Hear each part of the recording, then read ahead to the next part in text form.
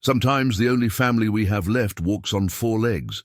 For Jack Colton, a weathered Montana rancher who lost his wife 3 years ago, his aging border collie Duke represents everything good still remaining in his quiet world.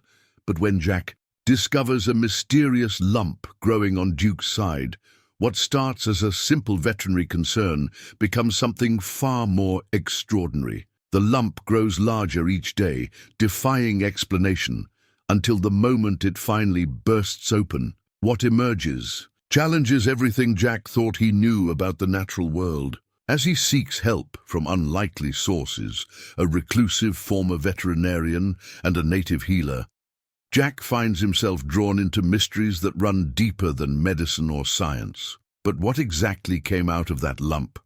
And why does it seem connected to the ancient land beneath his boots? Before we jump back in, tell us where you're tuning in from. And if this story touches you, make sure you're subscribed, because tomorrow I've saved something extra special for you. The morning sun painted the rolling hills of the Colton Ranch in shades of amber and gold, casting long shadows across the weathered fence posts that had stood sentinel for nearly 4 decades. Jack Colton stepped onto his front porch, the familiar creak of the old boards beneath his boots, a sound as comforting as his morning coffee. At 58, his hands bore the calluses and scars of a lifetime spent working this land. Hands that had once held his newborn son, guided cattle through harsh winters, and 3 years ago held his wife Sarah's hand as she drew her last breath. Duke appeared from around the corner of the barn, his black and white coat catching the early light as he bounded toward the house with the enthusiasm of a dog half his age. The border collie had been Sarah's idea,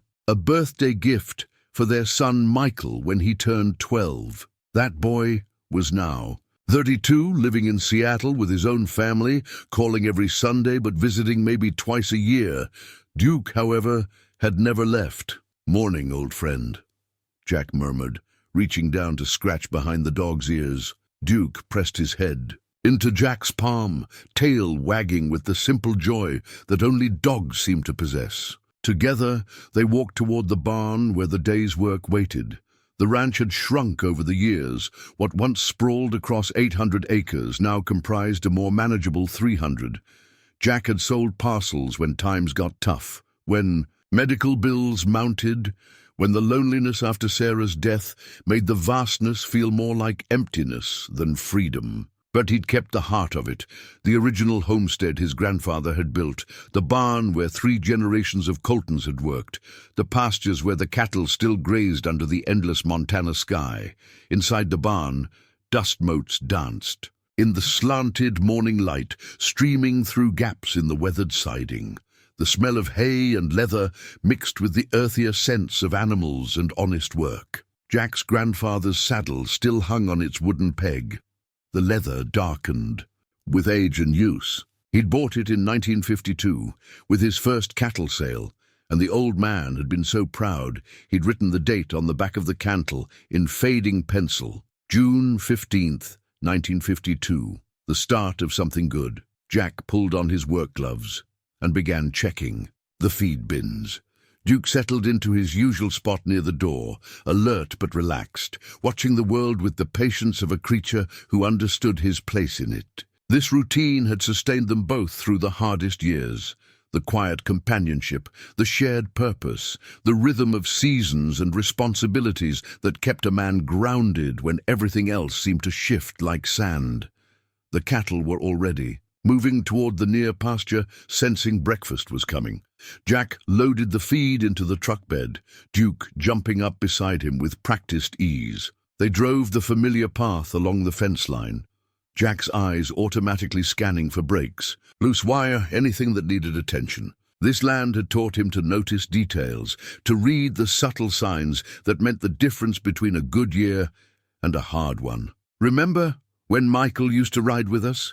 Jack said to Duke, who cocked his head as if he understood every word. "Boy couldn't sit still for 5 minutes in school, but out here he could work all day without complaint." Jack smiled at the memory. His son had seemed destined to take over the ranch, had talked about it through high school, even started studying agricultural management in college. But then came the internship in Seattle, the job offer, the city girl he'd fallen for. Jack harbored no resentment.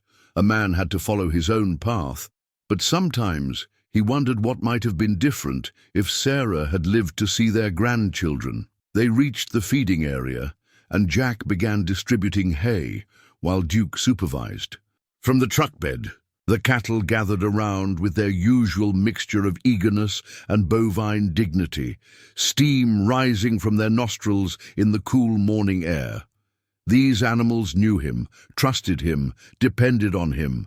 In return, they gave him purpose, a reason to get up each morning, something to tend besides his own grief, Mr. Colton. The voice came from behind him, unfamiliar but respectful. Jack turned to see a young man walking toward him, maybe 30 years old, wearing clean jeans and a button-down shirt that marked him as someone from town rather than a working ranch. "That's me," Jack replied, wiping his hands on his jeans. "What can I do for you? I'm David Marsh from the County Extension Office. We received a call about some concerns regarding the old mining claims on your property." Jack's brow furrowed. "Mining claims? Son, there haven't been any active claims on this land since before I was born. My grandfather made sure of that when he bought the place. Yes, sir, that's what our records show too. But we've had some inquiries from a geological survey company about mineral rights in this area. They seem to think there might be some valuable deposits that were never properly explored." David pulled out a folder from under his arm. "I'm here to verify the boundaries and make sure everything's properly documented." Duke jumped down from the truck and moved closer to Jack's side, his body language shifting from relaxed to alert. The dog had always been sensitive to tension, to changes in routine that might signal trouble. "What kind of deposits?" Jack asked, though something in his gut already told him he wasn't going to like the answer. "Rare earth elements primarily. The kind used in electronics, batteries, that sort of thing.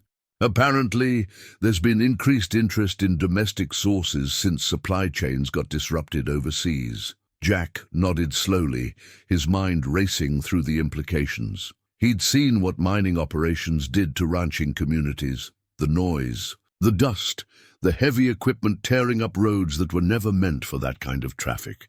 More importantly, he'd seen what promises of easy money did to families and friendships. "Well, Mr. Marsh, I appreciate you coming out to let me know, but I'm not interested in any mining operations. This is cattle country, and that's how it's going to stay." "Of course, sir. The choice is entirely yours. I just wanted to make sure you had all the information." David hesitated, then added, "Though I should mention, if there are significant deposits, the pressure to develop them is likely to increase. These survey companies can be quite persistent." After David left, Jack stood in the pasture for a long time watching his cattle graze. Duke remained at his side, occasionally pressing against his leg, as if sensing his owner's troubled thoughts. Change was coming, whether he wanted it or not. The question was how to meet it with the same quiet strength that had carried his family through 3 generations on this land. The sun climbed higher, and Jack knew there was work to be done. But first, he walked over to his grandfather's old fence post, the one with the surveyor's mark, still visible after all these years. He placed his hand on the weathered wood, feeling the connection to something larger than himself, something worth protecting. Duke barked once, a sharp note that drew Jack's attention back to the present. The dog was looking toward the barn, tail wagging but body tense. Someone else was coming up the drive, a pickup truck Jack didn't recognize. In the distance, he could see the familiar figure of his neighbor, Tom Whitehorse, walking across the field that bordered both their properties. "Looks like it's going to be a busy morning, Duke," Jack murmured. But as he watched Tom approach, he felt a familiar comfort.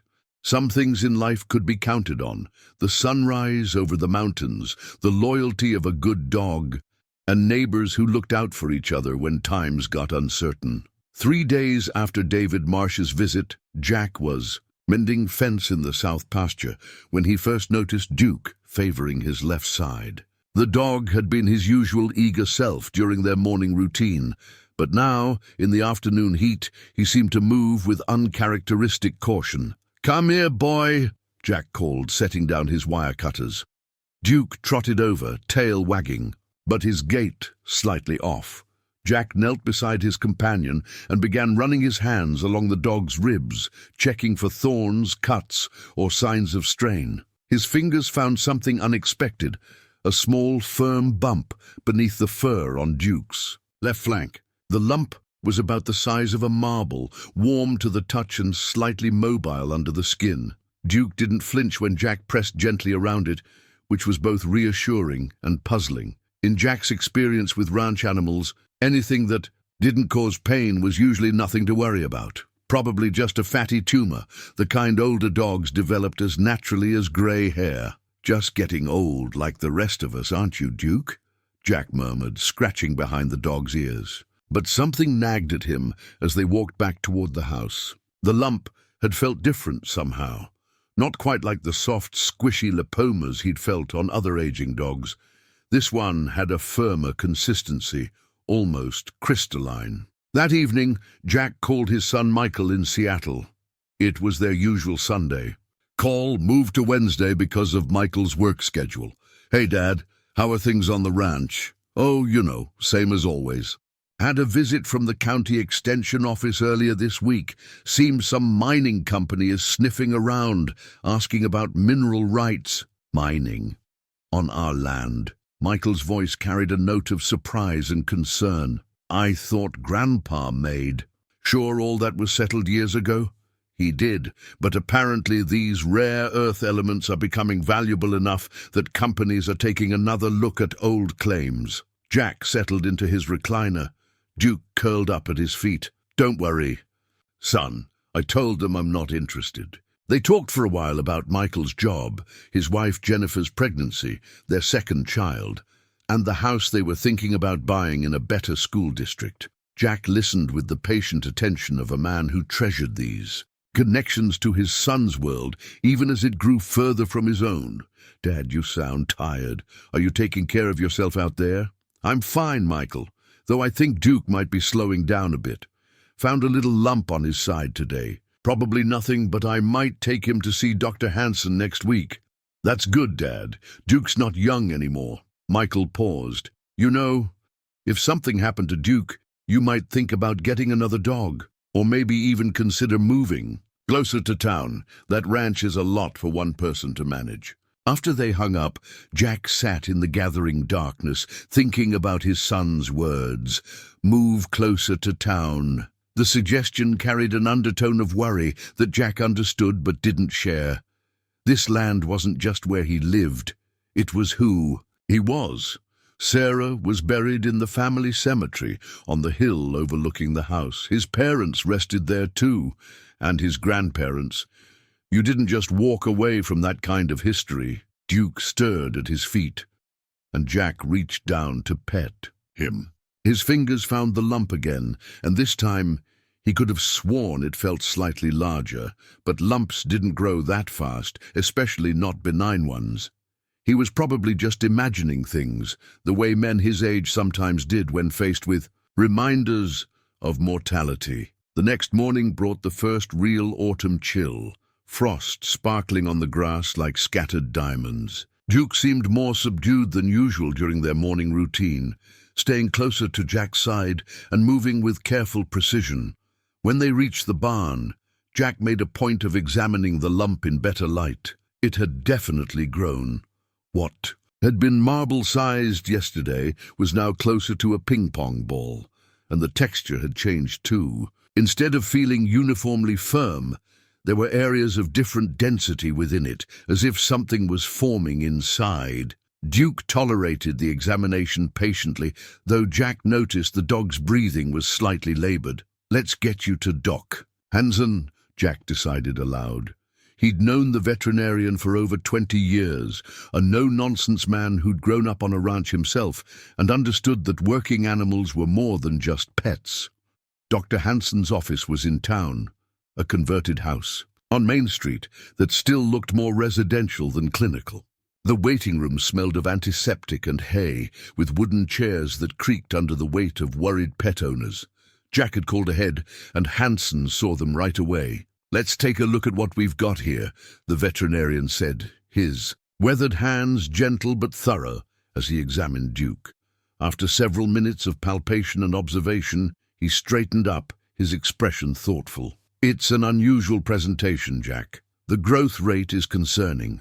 Tumors don't typically develop this quickly unless they're quite aggressive. But the location and texture don't match any malignancy I've seen before." "What are you thinking, Doc?" "Honestly, I'm not sure. I'd like to do some X-rays, maybe get a needle aspirate to look at the cells under a microscope." Hansen paused, studying Duke's calm demeanor. "The good news is that Duke doesn't seem to be in any discomfort. Whatever this is, it's not causing him pain." The X-rays revealed something even more puzzling. The lump showed up as a complex structure, with areas of different density, almost like layers of sedimentary rock. Within the center was something that looked almost crystalline, too regular and geometric to be biological tissue. "I've never seen anything like this," Dr. Hansen admitted, studying the films on his light board. "The internal structure is almost mineral-like. Could Duke have been exposed to any unusual chemicals or materials on your property?" Jack shook his head. "Nothing out of the ordinary. We use standard fertilizers and pesticides, same as everyone else."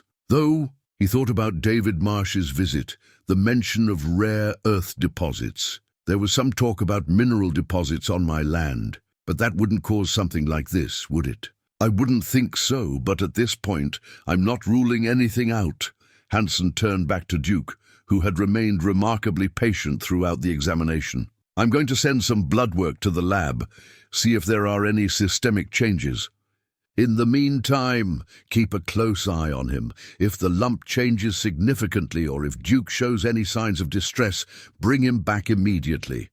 Driving home, Jack found his hands gripping the steering wheel tighter than necessary. Duke sat beside him in the passenger seat, looking out the window with his usual interest in the passing landscape. Whatever was happening to his faithful companion defied easy explanation, and that uncertainty gnawed at Jack in a way he hadn't experienced since Sarah's illness. That night, he called Tom Whitehorse. His neighbor had lived on the adjacent ranch for nearly as long as Jack had lived on his own, and if anyone would know about unusual happenings in the area, it would be Tom. "I've heard the stories," Tom said after Jack described Duke's condition. "My grandmother used to tell about strange things that happened near the old mining claims, animals acting different, objects found in the ground that didn't belong there." "What kind of objects?" "Stones that weren't quite stones, things that seemed to grow rather than form naturally."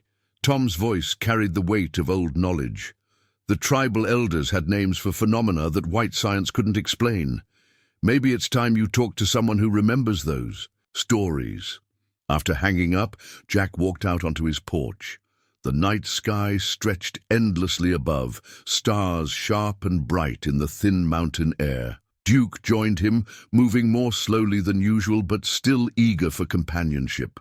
Jack placed his hand on the dog's head, feeling the warmth and life that had been his constant comfort for nearly 9 years. Whatever was happening to Duke, whatever strange forces might be at work on his land, Jack knew he would face them the same way 3 generations of Coltons had faced uncertainty before him, with patience, determination, and an abiding trust in the connection between man, animal, and the land that sustained them both. By the end of the week, Duke's condition had become impossible to ignore. The lump had grown to the size of a tennis ball, its surface taking on an unusual mottled appearance that seemed to shift color depending on the light. More troubling was Duke's behavior. He'd begun spending long periods staring at the ground in specific spots around the ranch, as if seeing something Jack couldn't perceive. Jack found himself checking on the dog constantly, running his hands over the growth with increasing concern. The texture continued to evolve, developing ridges and valleys that felt almost geological.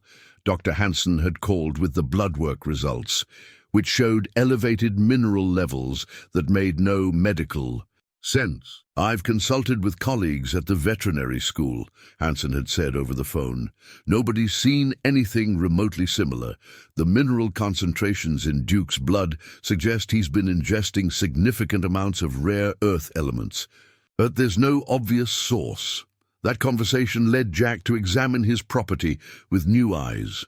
He walked the fence lines with Duke, noting where the dog showed particular interest in the ground. There were 7 locations where Duke would stop, nose to the earth, sometimes whining softly as if hearing sounds Jack couldn't detect. Each spot was unremarkable to human senses, ordinary Montana soil and grass, but clearly meant something to the dog. On Thursday afternoon, Jack's contemplation was interrupted by the arrival of another visitor. This time, it was a woman in an expensive SUV, her business attire and confident bearing marking her as someone accustomed to getting what she wanted. "Mr. Colton, I'm Margaret Voss from Titan Earth Resources. I believe David Marsh from the county mentioned our interest in this area." Jack set down the post-hole digger he'd been using and studied his unexpected guest. "Ms. Voss, I thought I made it clear through the county that I'm not interested in any mining operations on my land. I understand your position, and I respect it, but I wonder if you fully appreciate the potential value of what lies beneath your property." She gestured toward the rolling hills. "Our preliminary surveys suggest mineral deposits worth potentially millions of dollars.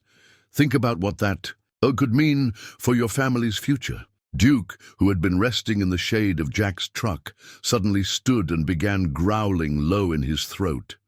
His hackles rose as he stared at Margaret Voss, displaying an aggression Jack had never seen from the normally gentle dog. "Duke, easy," Jack commanded, but the dog remained tense, every muscle coiled as if preparing for a threat. Margaret took a step back, her confident facade slipping slightly. "Is he dangerous?" "No, ma'am. Duke's never shown aggression toward anyone in his life." Jack moved between the dog and the woman, troubled by his companion's reaction. "I think we should continue this conversation another time. I've got work to finish before dark." "Of course.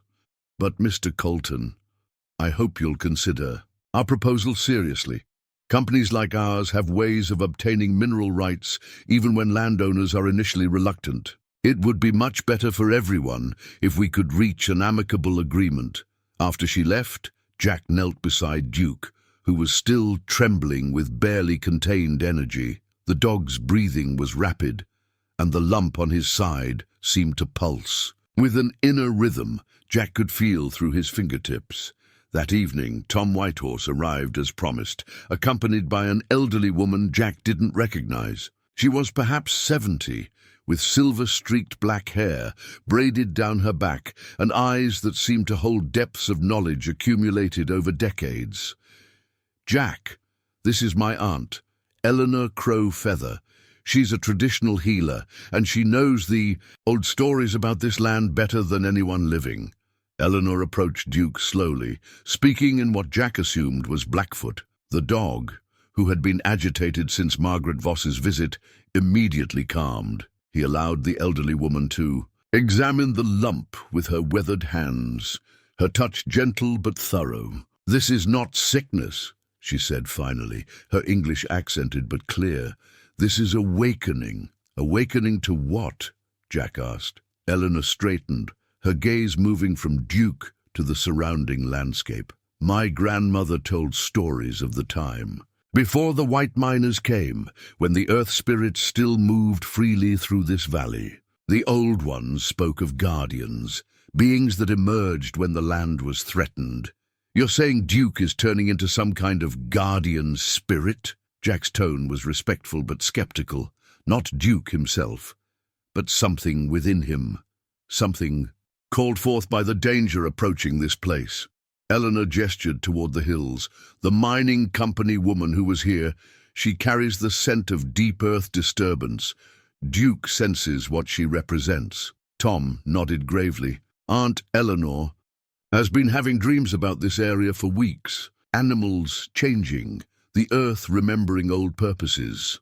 Jack looked down at Duke, who was now resting peacefully at Eleanor's feet.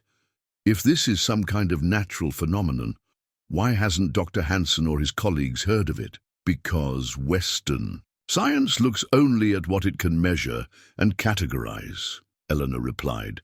But the land remembers everything, every violation, every healing, every compact made and broken.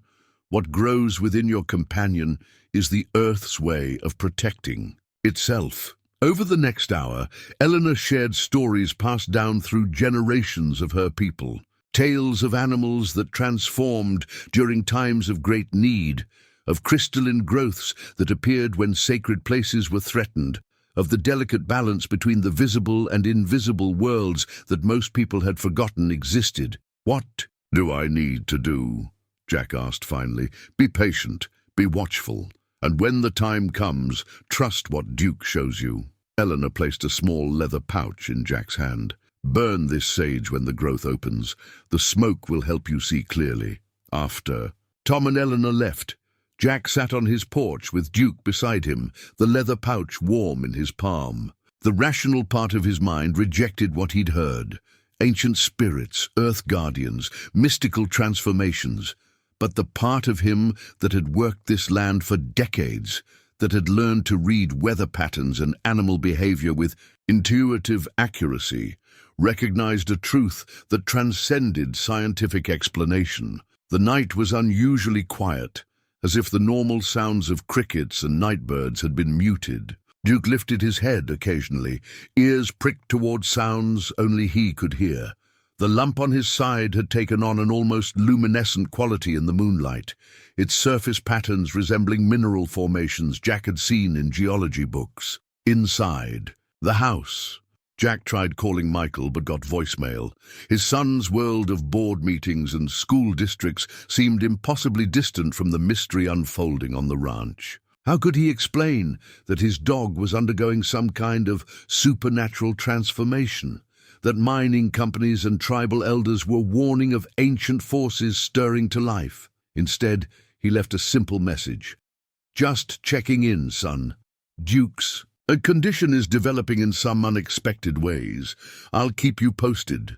As he prepared for bed, Jack found himself thinking about his grandfather's stories of the early days on the ranch.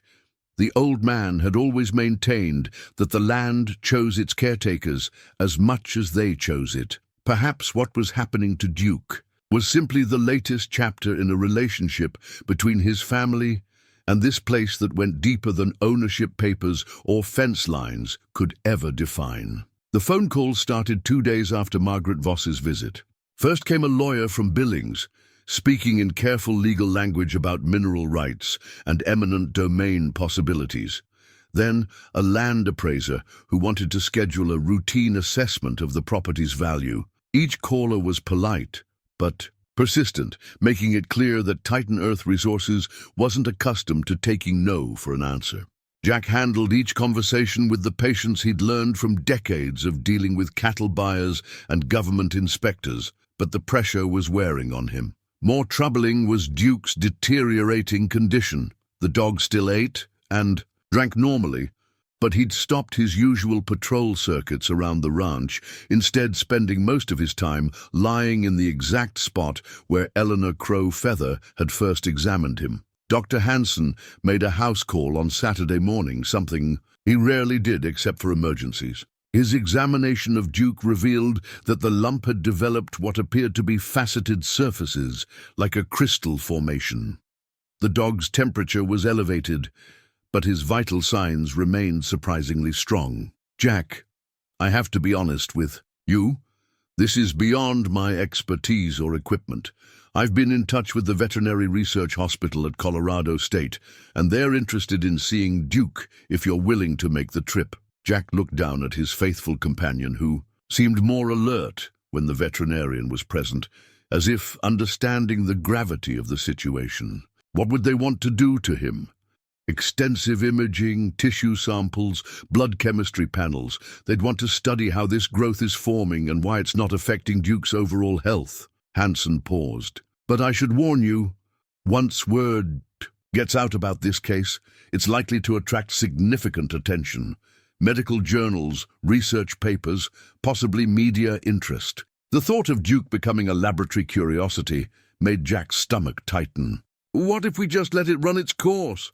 Monitor him here and see what happens naturally? Hanson's weathered face showed his conflict between professional curiosity and genuine care for both dog and owner. That's certainly your choice. But if this growth continues to develop at its current rate, we could be looking at some serious complications, and if it ruptures on its own... He didn't finish the sentence, but Jack understood the implication. Without proper medical supervision, Duke could suffer unnecessarily, or even die from internal bleeding or infection. That afternoon, Jack found himself walking the ranch boundaries with a new purpose.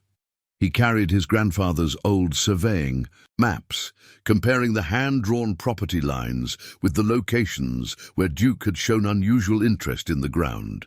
The pattern that emerged was troubling.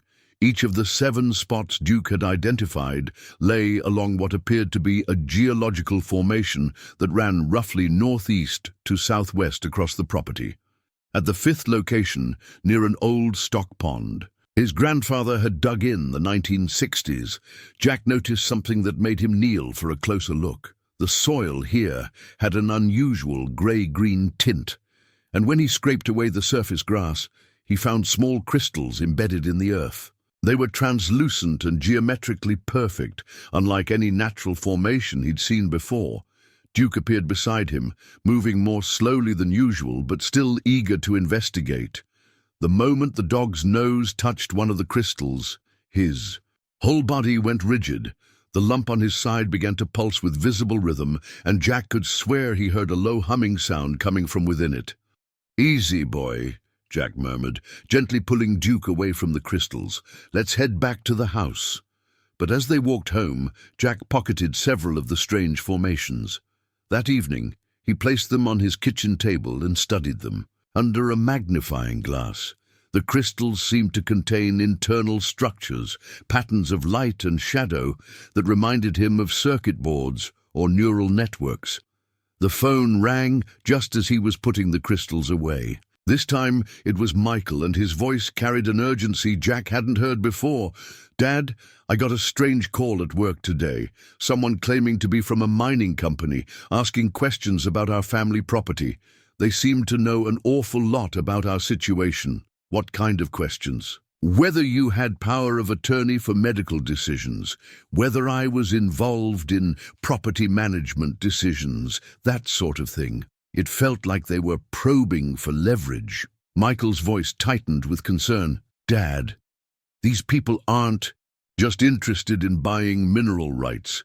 They're gathering intelligence like they're planning some kind of campaign." Jack felt a chill that had nothing to do with the evening temperature. "What did you tell them?" "Nothing useful. But Dad, maybe it's time to get a lawyer involved. If they're willing to track me down in Seattle, they're more serious than we thought." After hanging up, Jack sat in his kitchen, staring at the crystals on his table. The mining company's escalating pressure, Duke's inexplicable transformation, Eleanor's warnings about ancient guardians. It all seemed connected in ways his practical rancher's mind struggled to accept. Duke appeared in the doorway, moving with careful precision.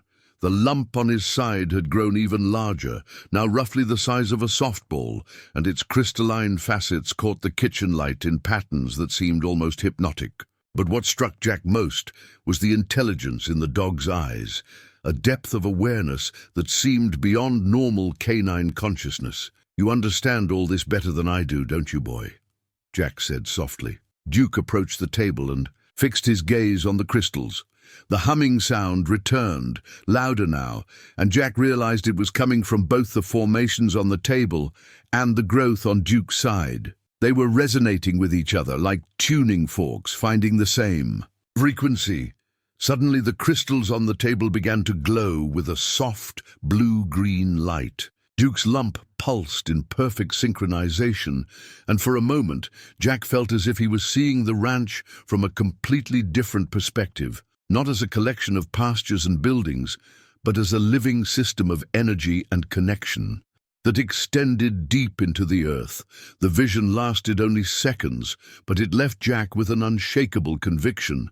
Whatever was happening to Duke was part of something much larger, something that predated human settlement of this valley by millennia. The mining company's interest wasn't coincidental. They had detected the same geological anomalies that were now manifesting in his dog. Outside, a wind began to rise, carrying sounds that seemed almost like voices calling from the hills. Duke lifted his head, listening to frequencies Jack couldn't hear, and for the first time since this all began, Jack saw something like anticipation in his companion's eyes. The growth on Duke's side was preparing for something, and deep in his bones, Jack knew that whatever was coming would change not just his understanding of his land, but his understanding of the relationship between the seen and unseen worlds that had always existed side by side on the Montana prairie. Jack woke before dawn to find Duke standing at the bedroom window, motionless as a statue. The dog's profile was silhouetted against the pale morning light, and the lump on his side had developed what appeared to be a network of veins or channels that glowed faintly beneath the skin. When Jack approached, he could hear that humming sound again, now constant and somehow purposeful. "What is it, boy? What do you see out there?" Duke turned to look at him, and Jack felt a jolt of recognition. The intelligence in those brown eyes was no longer entirely canine. There was something ancient there, something that had been awakened by whatever process was transforming his faithful companion. Outside, 3 black SUVs were parked along the fence line of his property. Men in business suits were walking the perimeter, some carrying surveying equipment, others taking photographs. They moved with the systematic efficiency of people conducting an operation rather than a casual inspection. Jack pulled on his clothes and boots, anger building in his chest. These people had no right to be on his land, and their presence at dawn suggested they'd been hoping to avoid confrontation. Duke followed him onto the porch, moving with that careful precision that had become his new normal. "Can I help you, gentlemen?" Jack called out, his voice carrying across the morning air with the authority of a man defending his own ground. Margaret Voss emerged from one of the vehicles, no longer wearing the polished business attire of her previous visit. Today she was dressed for fieldwork, with sturdy boots and clothing that could handle rough terrain. "Mr. Colton, I apologize. For the early hour, we're conducting a preliminary geological assessment of the area. Our legal team has confirmed that we have the right to survey for mineral deposits under the 1872 mining law, provided we don't damage your property." "The hell you do." Jack stepped off his porch, Duke beside him. "This is private property, and you're trespassing." "I'm afraid the law is quite clear on this matter." Margaret held up a folder of documents. "These are properly filed claims for mineral exploration rights. You own the surface rights to this land, but subsurface mineral rights are a different matter entirely." Jack felt the ground shifting beneath him in more ways than one. His grandfather had always assured him that the mineral rights were included in the original purchase, but legal documents from the 1940s might not account for modern interpretations of mining law. Even if that's true, you still need permission to access the property for surveys. "Actually, we don't. The law provides for reasonable access to conduct geological assessments." Margaret's tone remained professional, but there was steel underneath it. "We're trying to be neighborly about this, Mr. Colton, but our company has invested significant resources based on satellite imaging and geological data that indicates substantial rare earth deposits beneath your ranch." Duke began to growl, a sound Jack had never heard from him before, deep, resonant, and almost mechanical. The lump on his side was pulsing more rapidly now, and Jack could see the network of channels beneath the skin beginning to glow more brightly. One of the surveying team pointed at Duke. "What's wrong with your dog? That growth doesn't look natural." "Duke's fine," Jack replied curtly, though even as he said it he wondered if that was true. The transformation was accelerating, and he could feel an energy emanating from his companion. that seemed to affect the very air around them. Margaret Voss stared at Duke with growing interest. "That's an unusual condition. Have you had it examined by a veterinarian?" "My dog's health is none of your concern." But Jack could see calculations happening behind Margaret's eyes. She was connecting Duke's transformation with the geological anomalies that had brought her company to his ranch, and her expression suggested she found the correlation significant. "Mr. Colton, I think we need to discuss this situation more thoroughly. Perhaps we could meet in town later today, somewhere neutral, where we can lay all our cards on the table." After the survey team left, Jack called Tom Whitehorse. His neighbor arrived within the hour, bringing Eleanor Crowfeather with him. The elderly healer took one look at Duke and shook her head gravely. "The awakening is happening faster than it should. Something is pushing the process, forcing it to accelerate. The mining company, their presence, their machines, their intentions, yes, all of that. The earth spirits respond to threat by preparing their defenses more quickly." Eleanor knelt beside Duke, speaking softly in Blackfoot. "He's in pain now, though he tries not to show it." Jack felt a stab of guilt. In his concern about property rights and mining claims, he'd been treating Duke's condition as part of the larger conflict rather than focusing on his companion's suffering. "Is there anything we can do to help him? The transformation must complete itself. Fighting it will only cause more pain." Eleanor stood, her weathered hands gentle on Duke's head. "But you can prepare for what comes next." "Which is what?" "The birth of a guardian. When the growth opens, what emerges will be both Duke and not Duke. Part of him will remain, but part will be something much older, something tasked with protecting this land." That afternoon, Jack drove into town to meet Margaret Voss at the diner on Main Street.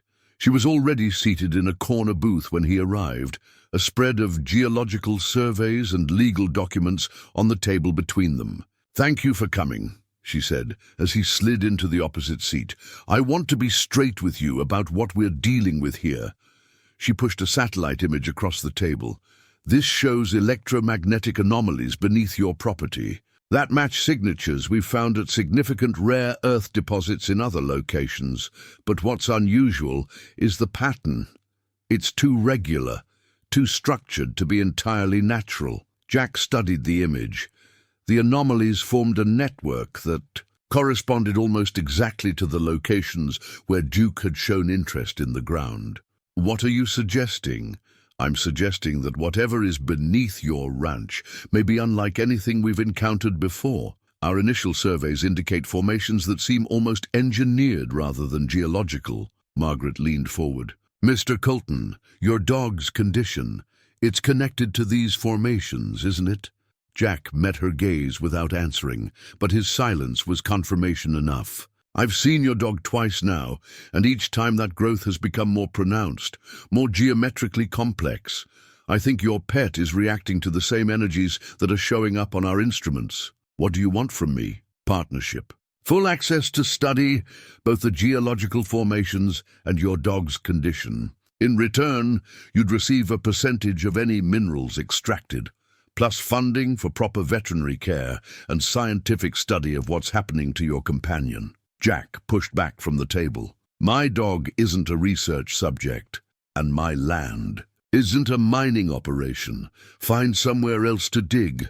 As he walked toward his truck, Margaret called after him, "Mr. Colton, with or without your cooperation, we're going to proceed with our assessment. The legal framework is already in place. It would be better for everyone if we could work together." Driving home, Jack reflected on his grandfather's stories about the early days on the ranch. The old man had often spoken about the responsibility of stewardship, about being a caretaker for something larger than oneself. Now that responsibility was being tested in ways his grandfather could never have imagined. Duke was waiting on the porch when Jack arrived home, the growth on his side, now visibly larger than it had been that morning. The dog's eyes held a mixture of pain and anticipation, as if he understood that his transformation was nearing a critical point. "Hang in there, old friend," Jack murmured, settling into his rocking chair beside his companion. Whatever happens, next we'll face it together. The next 3 days brought a strange sort of siege. Survey crews appeared each morning at the edges of Jack's property, never quite crossing onto his land, but making their presence felt with drilling equipment and electromagnetic sensors. Duke's condition continued to deteriorate, though deteriorate wasn't quite the right word. He was transforming in ways that defied medical explanation. The lump had grown to the size of a cantaloupe, its surface now clearly crystalline with faceted planes that reflected light in patterns that hurt to look at directly. Duke could no longer lie down comfortably, so Jack had arranged cushions on the porch where his companion could rest while still maintaining his vigil over the ranch. Dr. Hansen made daily visits, more out of fascination than medical necessity. The dog's vital signs remained stable despite the dramatic physical changes, and blood tests continued to show impossible mineral concentrations.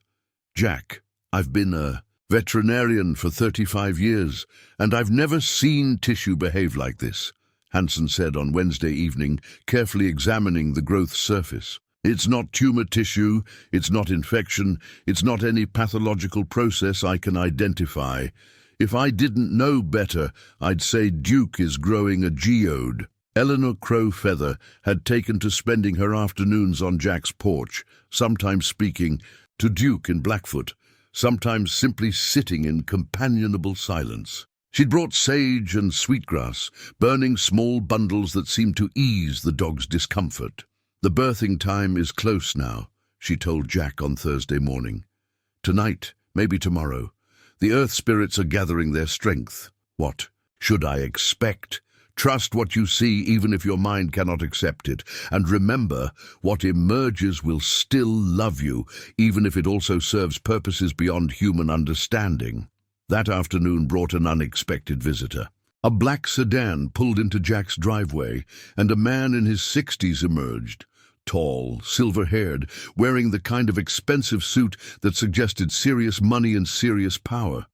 Mr. Colton, I'm Richard Blackwood, CEO of Titan Earth Resources. I believe you've been speaking with my people about mineral rights on your property. Jack didn't invite him onto the porch, but Blackwood approached anyway, his confident stride faltering when he caught sight of Duke, the growth on the dog's side was now clearly visible from a distance, its crystalline surfaces catching the afternoon sun. My God, Blackwood breathed. The reports were accurate. What reports? Our geological team has been documenting unusual phenomena in this area for weeks. Electromagnetic anomalies, mineral formations that don't match standard geological models. And now, he gestured toward Duke, this. Blackwood's entire demeanor had changed from corporate smoothness to barely contained excitement. Mr. Colton, do you understand what you have here? This isn't just about rare earth mining anymore. What's happening to your dog suggests the presence of formations that could revolutionize our understanding of crystalline structures and mineral formation processes. Duke isn't a scientific specimen. Of course not. But Mr. Colton, think about the implications. If we could understand how these formations develop, we could synthesize materials with properties that don't exist in nature. The technological applications would be limitless. Duke, who had been resting quietly throughout the conversation, suddenly lifted his head and began that deep, resonant growling. The growth on his side began to pulse with bright blue light, and Jack felt the air around them crackle with energy. Blackwood took several steps backward. Remarkable.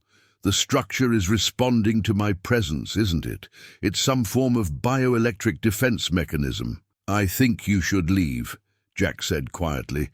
Mr. Colton, I'm prepared to offer you $5 million for exclusive access to this property and full cooperation in studying your dog's condition. We'd ensure the finest veterinary care, the most advanced research facilities. Get off my land. Jack's voice carried the authority of 3 generations of Coltons who had defended this ground. And stay off. Blackwood retreated to his sedan but paused before getting in. You can't stop progress, Mr. Colton. If you won't cooperate voluntarily, We have other options: legal channels, eminent domain proceedings, public health concerns about an uncontrolled biological anomaly. The threat hung in the air as the CEO drove away, leaving Jack alone with Duke, and a growing sense that events were spiraling beyond his control. That evening, Eleanor and Tom arrived with supplies: more sage, bottled water from a sacred spring, and a blanket woven with traditional patterns that Eleanor said would provide spiritual protection during the birthing process. "It will happen tonight," Eleanor said with certainty, settling into her chair beside Duke. "The Earth spirits have chosen their moment." As darkness fell, the three humans maintained their vigil, while Duke rested as comfortably as possible on his cushioned bed. The growth on his side had taken on an internal luminescence that pulsed in rhythm with his heartbeat, and occasionally Jack could see movement within the crystalline structure, shadows shifting like something alive was stirring. Inside, around midnight, Duke began to whimper softly. The growth was changing more rapidly now, its surface developing hairline cracks that glowed with blue-white light. Eleanor began chanting in Blackfoot, her voice low and rhythmic, while Tom kept watch on the perimeter of the property. "Easy. Boy," Jack murmured, stroking Duke's head. "We're right here with you." The dog's breathing became more labored, and the network of veins beneath his skin began to glow more brightly. Jack could feel heat radiating from the growth, and the humming sound had become almost musical, a complex harmony of frequencies that seemed to resonate with the earth itself. At 2:17 a.m., Duke lifted his head and looked directly into Jack's eyes. In that gaze, Jack saw a mixture of pain, love, and something like gratitude. Then the dog stood, walked slowly to the edge of the porch, and lay down in the exact spot where Eleanor had first examined him weeks ago. The growth was now the size of a basketball, its surface a maze of geometric planes that reflected starlight in impossible patterns. Cracks appeared along its surface, spreading outward like a network of lightning, and from within came a sound unlike anything Jack had ever heard. Part harmonic resonance, part organic birth cry. Eleanor's chanting intensified, and she sprinkled sage around Duke's resting place. "It begins," she whispered. "The guardian awakens." As if responding to her words, the growth split open along its crystalline seams, releasing a wash of blue light that illuminated the entire ranch. What emerged would challenge everything Jack thought he knew about the natural world, and about the ancient compact between his family and the land they had called home for 3 generations. The light that emerged from Duke's ruptured growth was unlike anything in Jack's experience, not the harsh glare of artificial illumination, but something organic and alive, pulsing with the rhythm of a heartbeat. As his eyes adjusted, Jack saw that what had burst from his companion's side wasn't a tumor or infection, but something that defied every category his rational mind could supply. It was a sphere about the size of a softball, composed of what appeared to be living crystal. Its surface was translucent, revealing an inner structure of geometric patterns that shifted and evolved as Jack watched. But most remarkable was what lay at its center, a perfect miniature landscape, complete with tiny mountains, valleys, and what looked like flowing water. Duke lay beside this miraculous emergence, breathing heavily but clearly relieved. The dog's eyes held that same ancient intelligence Jack had noticed before, but now there was also profound peace, as if a long-carried burden had finally been released. Eleanor knelt beside the crystalline sphere, speaking softly in Blackfoot. Her weathered hands hovered over its surface without quite touching, and Jack could see tears streaming down her face. "What is it?" Jack whispered, afraid that speaking too loudly might somehow damage the delicate wonder before them. "It's a seed," Eleanor said, her voice filled with awe. "A seed of the original world, the one that existed before the mining and the digging and the forgetting." Tom moved closer, his own face reflecting the same wonder Jack felt. Grandmother's stories spoke of this. When the earth is wounded deeply enough, it remembers how to heal itself by growing new beginnings. As they watched, the miniature landscape within the crystal began to change. The tiny mountains shifted, valleys deepened, and what Jack had taken for water revealed itself to be something more like liquid light, flowing in patterns that somehow seemed familiar. "Wait," Jack said, studying the formations more carefully. "Those mountains, that valley shape, it looks like your ranch," Eleanor confirmed, "but not as it is now, as it was meant to be, as it could be again." The implications hit Jack like a physical blow. This wasn't just some supernatural curiosity. It was a blueprint, a map of possibility encoded in living crystal. And if Eleanor was right, it represented the Earth's own plan for healing the damage that decades of industrial extraction had inflicted on this valley. Duke struggled to his feet and nuzzled Jack's hand, and for the first time in weeks, the dog seemed entirely himself again.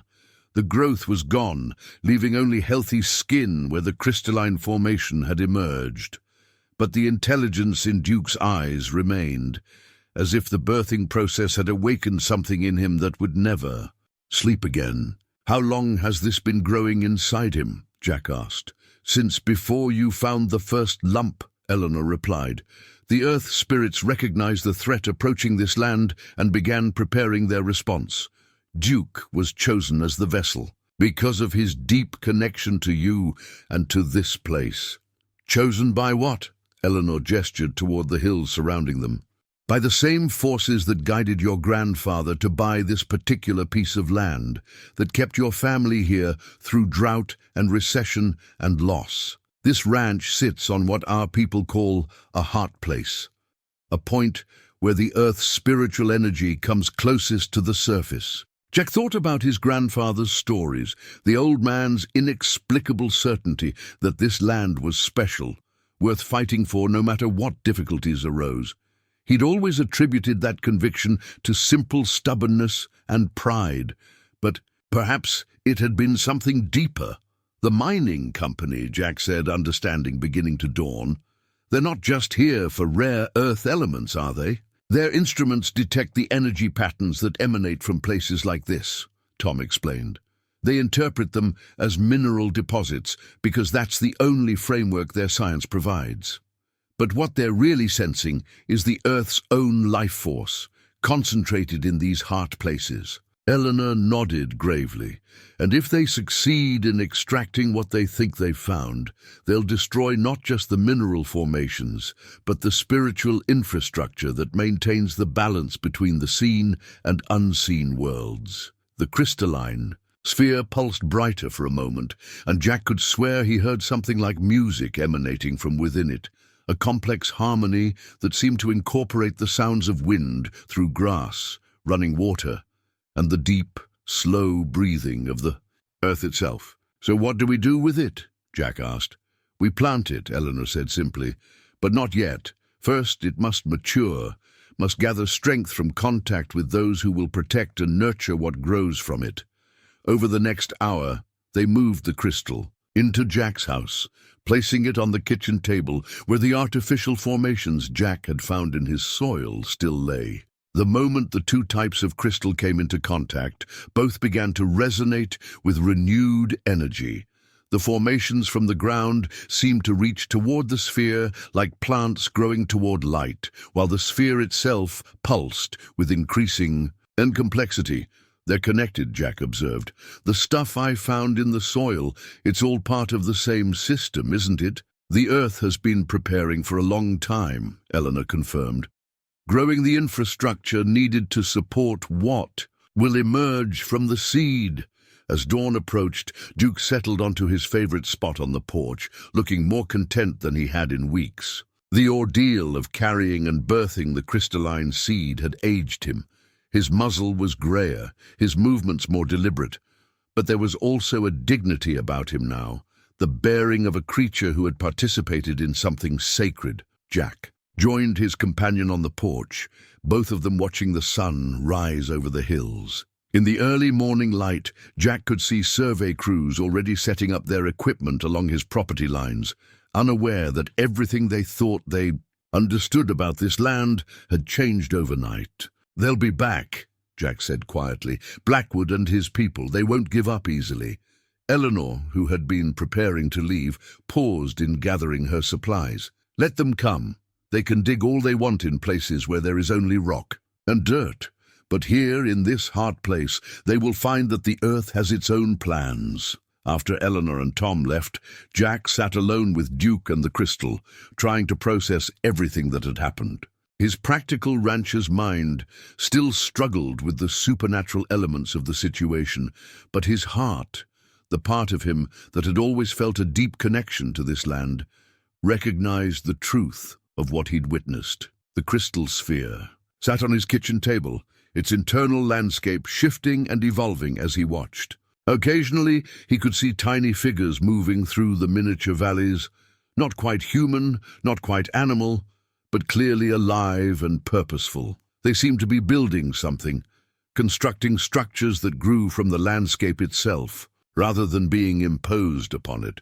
Duke appeared in the doorway, moving with his old enthusiasm despite his obvious fatigue. The dog approached the table and lay down beside it, assuming what Jack recognized as a protective posture. Whatever this seed represented, Duke understood that his role as guardian was far from over. Outside, the survey crews continued their work, their instruments no doubt detecting the energy changes that had occurred during the night. But they were looking for minerals to extract, not miracles to nurture, and that fundamental difference would determine everything that happened next. Jack picked up the phone to call his son. Michael deserved to know what had happened, even if Jack wasn't. Sure, he could explain it in terms his city-dwelling son would understand. This was bigger than property rights or mining claims now.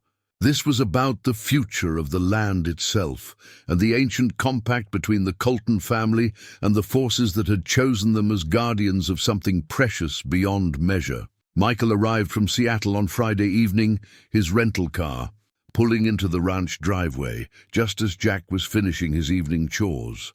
The father and son embraced with the complicated affection of men who loved each other, but had grown to inhabit different worlds, one rooted in the ancient rhythms of land and season, the other driven by the relentless pace of modern commerce. "Dad, you look tired," Michael said, studying Jack's weathered face with concern. "And older, somehow." "It's been a challenging few weeks," Jack admitted, leading his son toward the house. "How much did you understand from my phone calls?" "Honestly, almost nothing. Something about Duke being sick, mining companies threatening legal action, and some kind of—" Michael paused, searching for words. "Some kind of miraculous recovery that you can't explain medically." They reached the porch where Duke was resting, and Michael knelt to greet the dog he'd grown up with. "Hey there, old boy. Dad says you've been through quite an ordeal." Duke's tail wagged, but Jack noticed how the dog's attention remained partially focused on the house, where the crystal seed waited on the kitchen table. Even in his son's presence, Duke's role as guardian remained paramount. "The situation is more complicated than I could explain over the phone," Jack said carefully. "I need to show you something, but I want you to see it with an open mind." Inside, Michael stood transfixed as Jack revealed the crystalline sphere. The seed had continued to evolve over the past 2 days, its internal landscape growing more detailed and complex. Tiny structures that might have been buildings or might have been coral formations dotted the miniature valleys, and streams of liquid light connected them in patterns that suggested both organic growth and conscious design. "What the hell is it?" Michael whispered, leaning closer without quite daring to touch. "According to Eleanor Crow Feather, Tom Whitehorse's aunt, it's a seed of the original world. A blueprint for healing the land that grew inside Duke and was born when the mining threat became severe enough to trigger some kind of ancient response." Michael straightened, his business-trained mind struggling to process what his eyes were showing him. "Dad, That's impossible. Dogs don't grow crystals. Land doesn't have consciousness. There has to be a rational explanation." "I thought the same thing," Jack said gently. "But I've learned that rational and true aren't always the same thing." Before Michael could respond, headlights swept across the front windows. Both men looked out to see a convoy of vehicles approaching, not just the black SUVs of the survey. Crews, but larger trucks carrying industrial equipment. They're not waiting for legal approval, Jack realized grimly.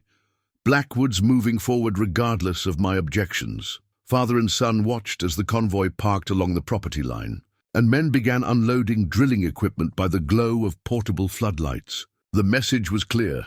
Titan Earth Resources was establishing a permanent presence, legal niceties notwithstanding. Jack's phone rang.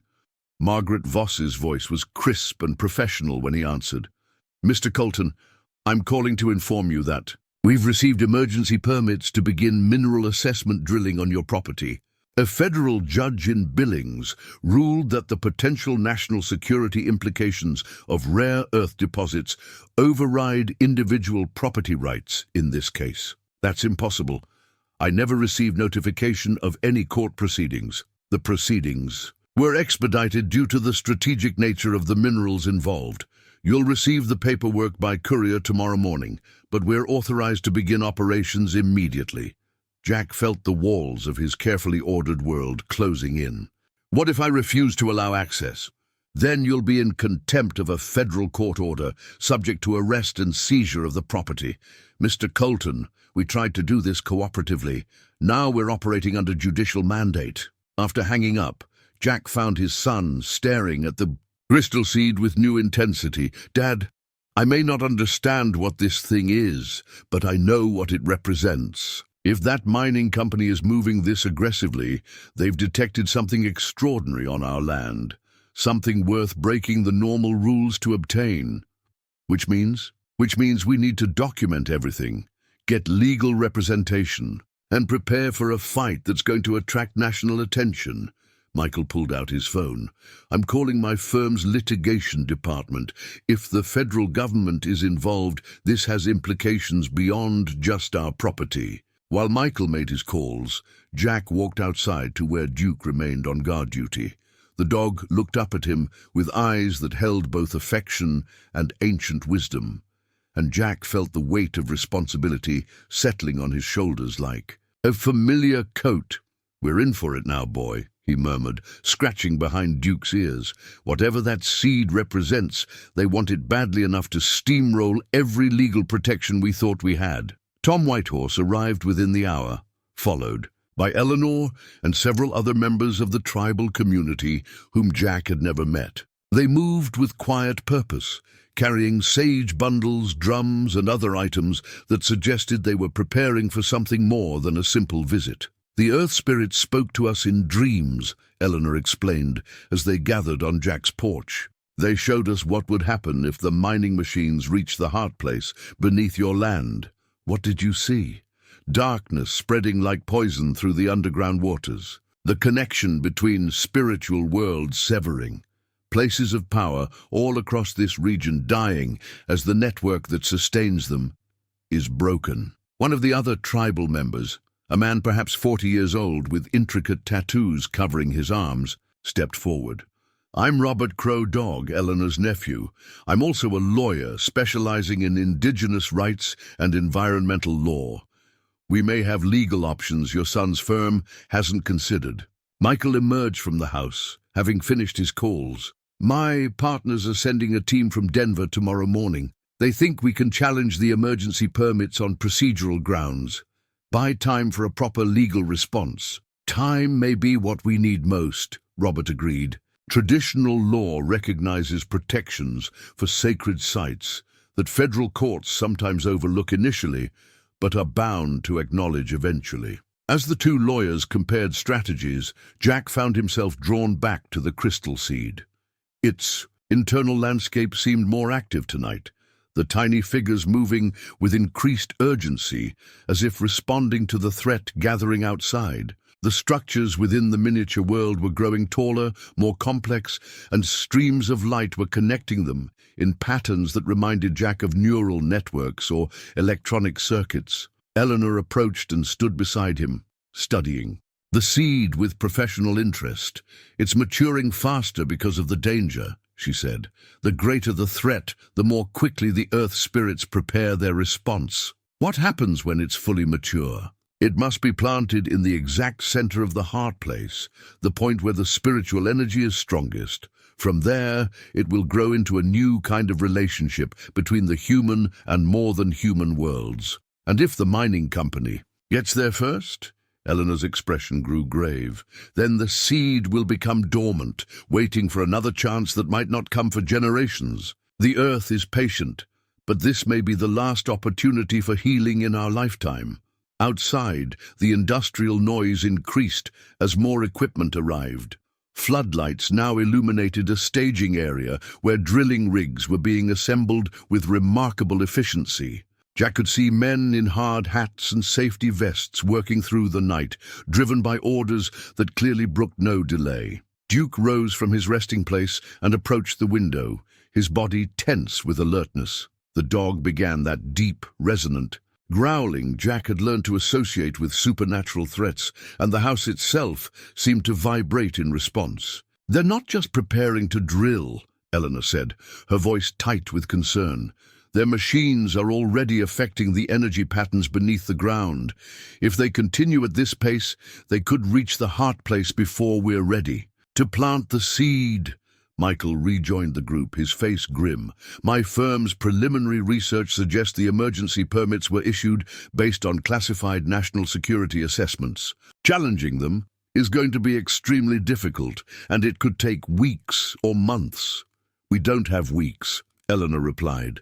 "The seed will be ready to plant within days, and if we miss this opportunity—" She didn't need to finish the sentence. Everyone in the room understood that they were facing a convergence of forces, legal, spiritual, and temporal, that would determine not just the fate of Jack's ranch, but potentially the future of the entire region's spiritual and ecological balance. Jack looked around at the assembled faces, his son representing the world of law and commerce, Eleanor and her people carrying the wisdom of traditional knowledge, Duke maintaining his vigil as a bridge between worlds. They were an unlikely alliance, but perhaps that was what the situation required, a bringing together of different ways of knowing in service of something larger than any individual interest. "What do we need to do?"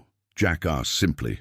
Eleanor smiled, the expression transforming her weathered face. "We need to do what your grandfather would have done, and what his grandfather would have done before him. We need to protect the heart place, whatever the cost." Outside, the drilling equipment hummed through the night, racing against forces its operators couldn't perceive but would soon be forced to reckon with.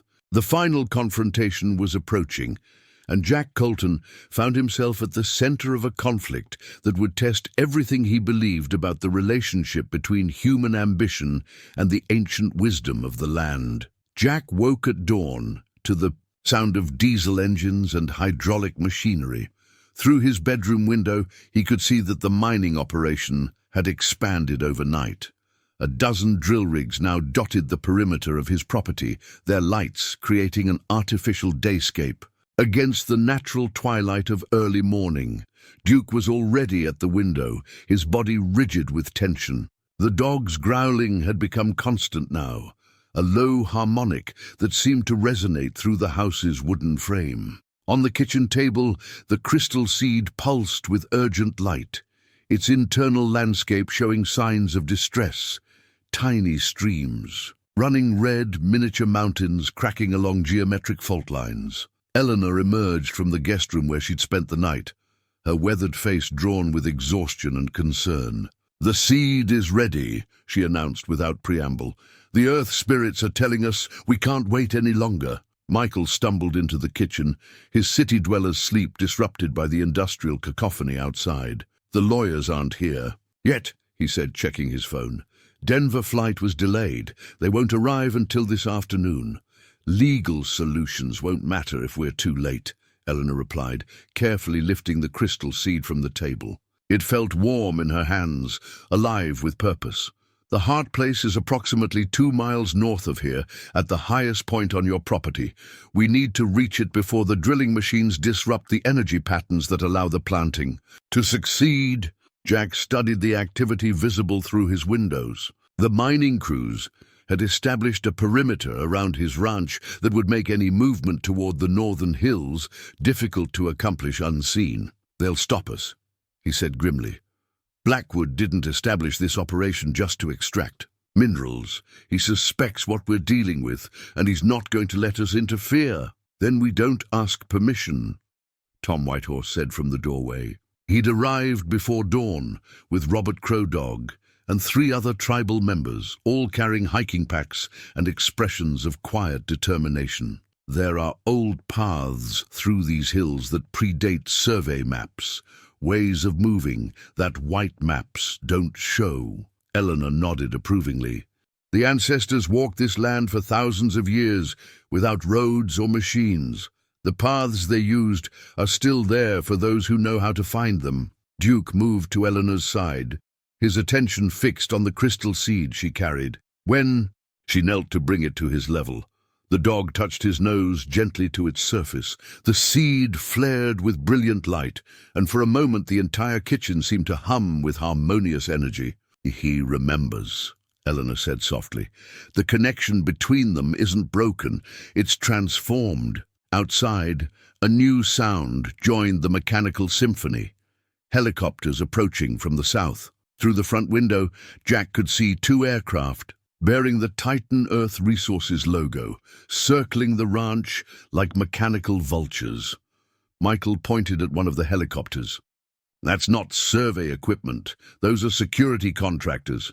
Dad, they're treating this like a military operation." As if summoned by their conversation, a convoy of black vehicles approached the house. Margaret Voss emerged from the lead SUV, but this time she was accompanied by men in tactical gear carrying serious weaponry.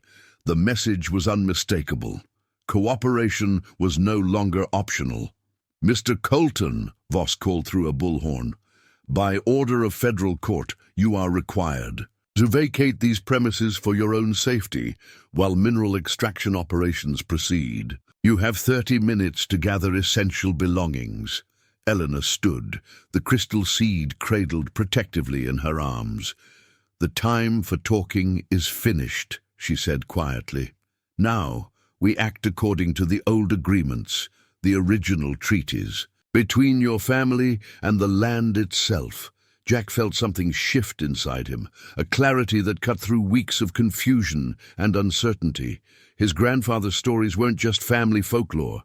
They were operational instructions for moments like this. The Coltons had been chosen as guardians long before they understood what that responsibility entailed. "Tom, how long will it take to reach the Heart Place using your paths?" 2 hours, maybe 3 if we move carefully to avoid detection. "And if we move fast, consequences be damned?" 45 minutes, but we'll be exposed for the final approach." Jack looked at the faces around him, his son torn between legal caution and family loyalty, Eleanor holding the future of the land in her hands, Duke maintaining his vigil despite his advancing age. They were an unlikely army, but they were his army. "We do this now," Jack decided, "before they can establish complete control of the area." Eleanor smiled, the expression fierce with approval. "The Earth spirits have been waiting for this moment for generations. They've prepared the way." As they gathered essential supplies, Jack caught sight of his grandfather's saddle hanging in its place of honor. On impulse, he took down the worn leather piece and pulled out the surveyor's map the old man had kept in the saddlebag. A hand-drawn document that showed not just property boundaries, but also the locations of sacred sites, water sources, and what his grandfather had cryptically labeled places of power. The Heart Place Eleanor described was marked on his grandfather's map with a symbol Jack had never understood, a circle containing a tree whose roots extended in 7 directions. Now finally, he knew what the old man had been trying to preserve for future generations. Duke moved to the door, his body language clearly indicating readiness for whatever lay ahead. The dog had carried the seed within himself for weeks, and now he would guide them to the place where that sacrifice would find its purpose. Outside, the helicopters continued their surveillance while drilling operations intensified. Time was running out, but Jack Colton, grandson of guardians, keeper of ancient trusts, was finally ready to fulfill the destiny that had been shaping his family for 3 generations. They left the house through the root cellar, emerging from the storm doors into a world transformed by industrial invasion. The ancient paths Tom led them along seemed to pulse with their own energy, as if the land itself was guiding their steps away from the mechanical intruders. Duke moved with surprising agility for his age, his protective instincts overriding physical limitations. Eleanor carried the crystal seed wrapped in traditional blankets, its glow visible even through the heavy fabric. Michael stayed close to his father, his business suit replaced by hiking clothes that made him look younger, more like the boy who had once worked these hills. They moved in single file along a ridge that provided cover from the helicopters while offering views of the mining operation below. Jack was amazed by the scale of the industrial deployment. In less than 24 hours, Titan Earth Resources had established what looked like a permanent extraction facility. "They're not just exploring," Robert Crowdog observed quietly. "They're preparing for large-scale operations. This level of investment suggests they know exactly what they're looking for." Halfway to their destination, Eleanor stopped abruptly. The crystal seed had begun to vibrate in her arms, its internal light growing brighter. "Something's wrong," she said, unwrapping the seed to examine it more closely. "The spiritual disruption from the drilling is affecting it. The miniature landscape within the crystal was changing before their eyes. Tiny fissures spread across the perfect valleys, and streams of light flickered like failing electrical connections." "How long do we have?" Jack asked. "Minutes, not hours," Eleanor replied grimly. "If the energy patterns collapse completely, the seed will become inert. The planting window will close, perhaps for decades." Tom gestured toward the final approach to the heart place. "We're exposed from here on. The path runs along the ridgeline. Anyone watching will see us." As if summoned by his words, the sound of helicopters grew louder. One of the aircraft had broken off from its patrol pattern and was heading directly toward their position. "They've spotted us," Michael said, pointing at the approaching helicopter. Jack made the decision that 3 generations of his family had prepared him to make. "We run. No more hiding.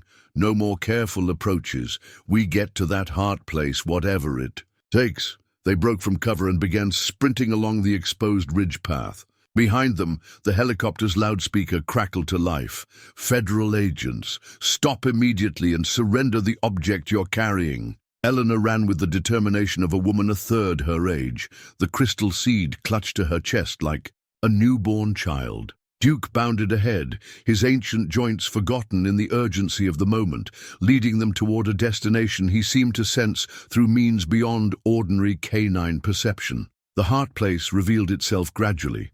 First, as a circular clearing where no trees grew, then as a depression in the earth that formed a perfect natural amphitheater. At its center stood a single ancient pine tree, its trunk scarred by lightning but still alive, still reaching toward the sky with defiant grace. "There," Eleanor gasped, pointing toward the base of the tree where the earth showed a circular depression.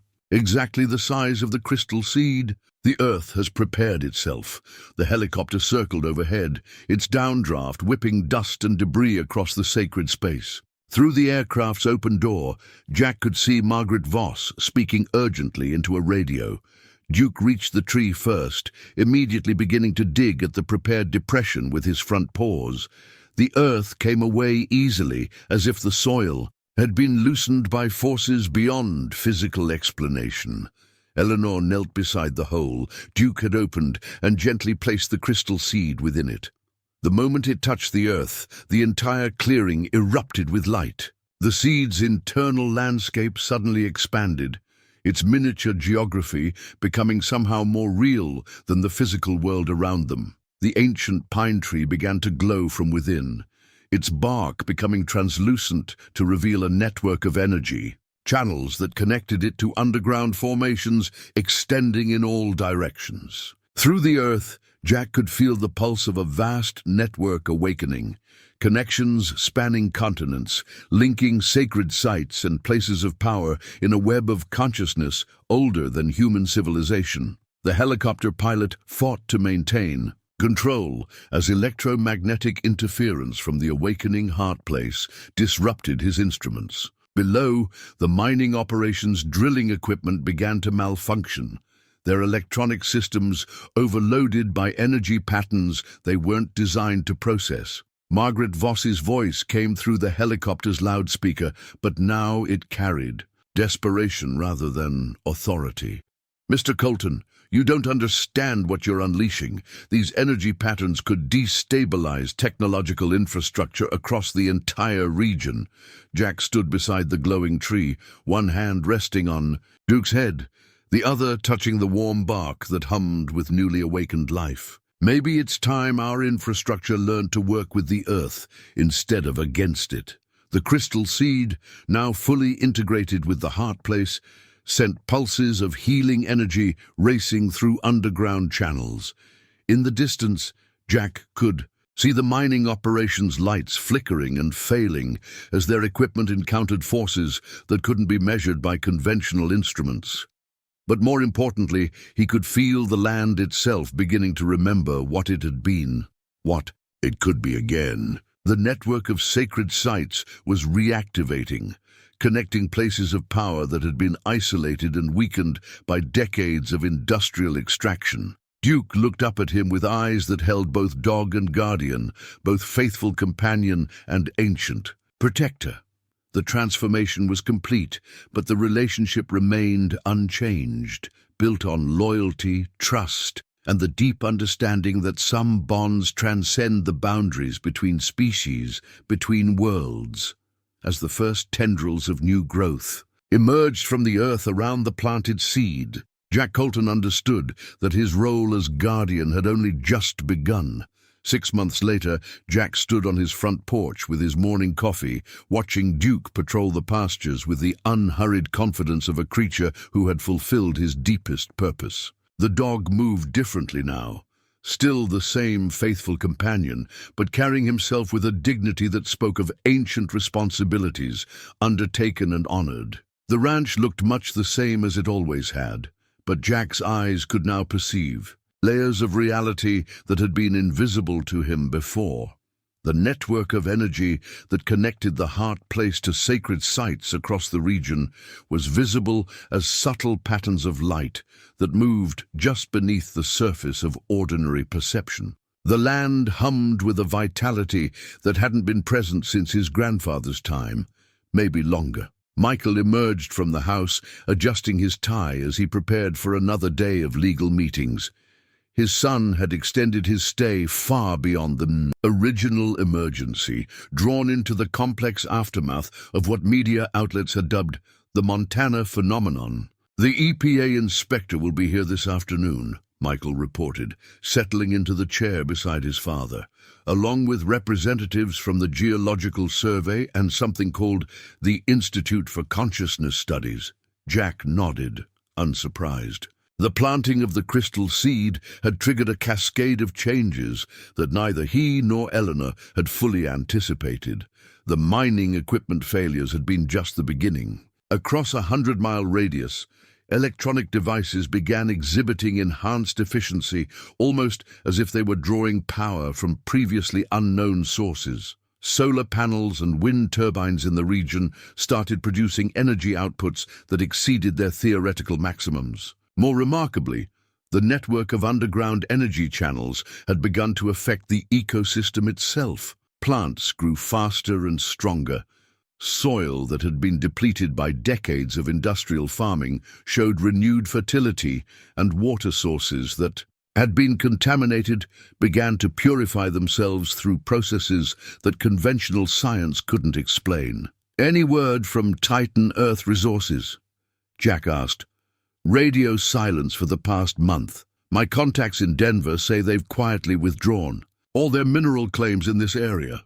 Michael smiled with the satisfaction of a lawyer who had watched a powerful opponent retreat. Turns out, it's hard to maintain investor confidence when your extraction equipment can't function in the target region. Eleanor Crow Feather appeared, around the corner of the house, moving with the patient pace of someone who had learned to work with time rather than against it. She'd taken to visiting the ranch weekly, monitoring the seed's development and teaching Jack to perceive the subtle signs of the land's spiritual health. "The tree has grown 3 feet since last month," she reported, settling into the third porch chair that had become her customary spot. "And the energy patterns are stabilizing. The network connections are becoming stronger and more permanent." Jack had seen the transformation himself. The ancient pine at the Hart Place now stood 40 feet taller than before, its branches reaching toward the sky with renewed vitality. Around its base, new growth emerged daily, not just ordinary plants, but formations that seemed to bridge the gap between organic and mineral, living systems that grew like crystals but pulsed with biological rhythms.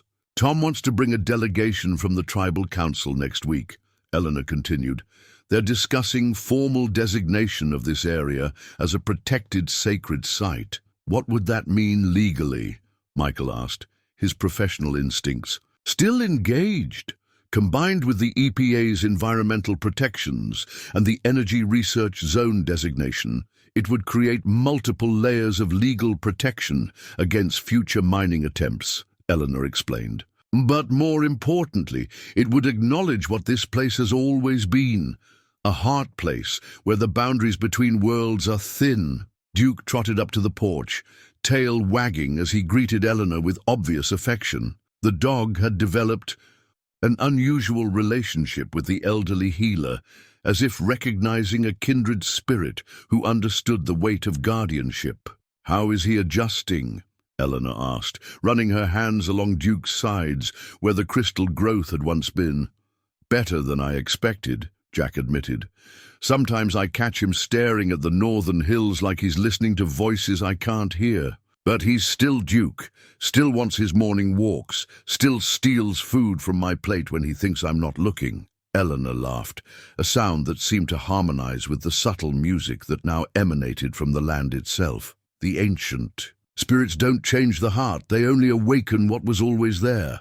Duke was always a guardian, he just needed to remember." Over lunch, they discussed the steady stream of visitors the ranch had begun to attract. Scientists came to study the energy anomalies, environmentalists to document the ecological improvements, and spiritual seekers drawn by reports of healing phenomena. Jack had learned to be selective about whom he allowed onto the property, guided by Duke's instinctive ability to distinguish between those who came with respectful curiosity and those who sought to exploit or sensationalize. "Dr. Hansen called this morning," Jack mentioned.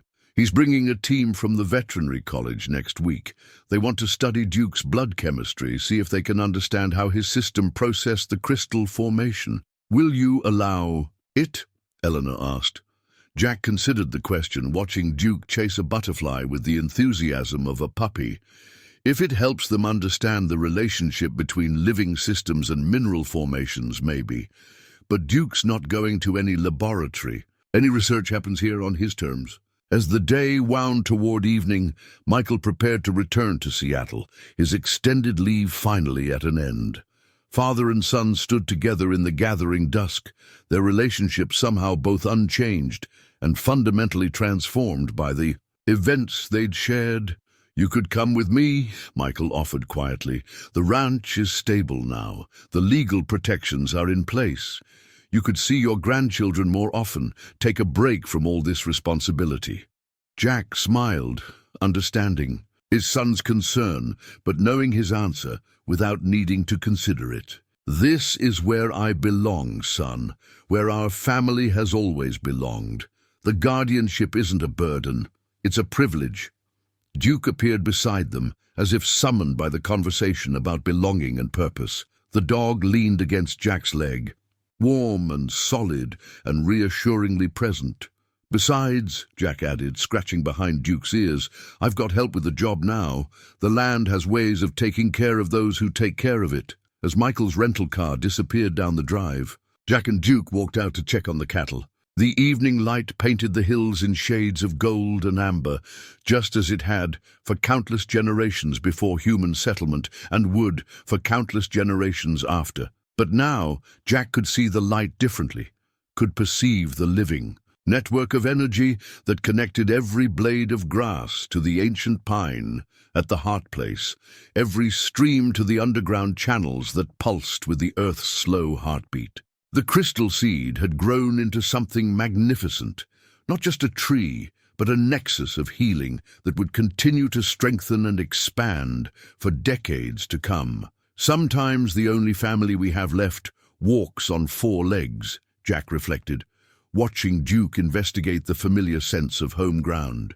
But sometimes that family carries within itself the seeds of renewal that can heal not just personal loss, but the deeper wounds between human ambition and the ancient wisdom of the land. The ranch was quiet now, settled into the rhythms that had sustained it for generations. But it was a different kind of quiet, not the silence of emptiness, but the peace of a place that had remembered its true purpose and found guardians worthy of that sacred trust.